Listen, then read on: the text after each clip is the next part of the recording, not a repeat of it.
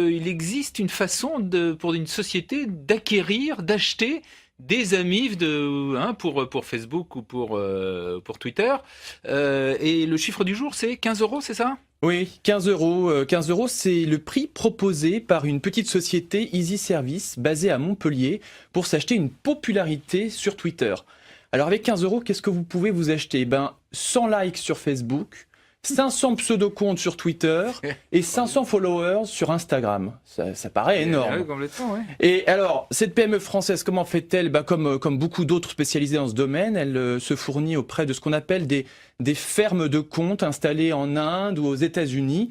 Alors, si vous allez sur ces fameux comptes Twitter et que vous défilez les profils et que vous voyez qu'il n'y a aucune photo, en général, c'est assez louche.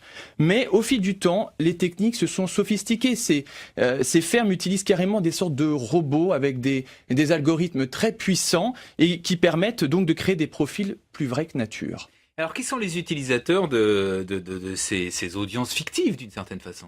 Alors, pour une célébrité aujourd'hui, il est inimaginable de ne pas être présent sur les réseaux sociaux. Et pire, d'être présent sans être populaire. Et démarrer de zéro sans rien du tout, ça devient vraiment très difficile.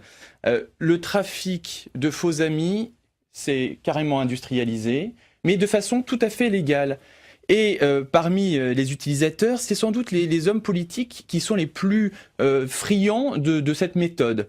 Et alors Challenge révèle cette semaine que Jean-Luc Mélenchon est l'homme politique qui a le plus recours à cette méthode avec, sur son compte Twitter, tenez-vous bien, plus de 70% de faux comptes. Il est suivi par NKM dans notre classement. 37% du compte du président de la République François Hollande est constitué de faux amis. Sarkozy est devant avec 47%. Et alors dans les partis politiques, c'est Europe Écologie Les Verts qui a le plus recours à cette méthode quand même un peu limite. C'est incroyable, oui.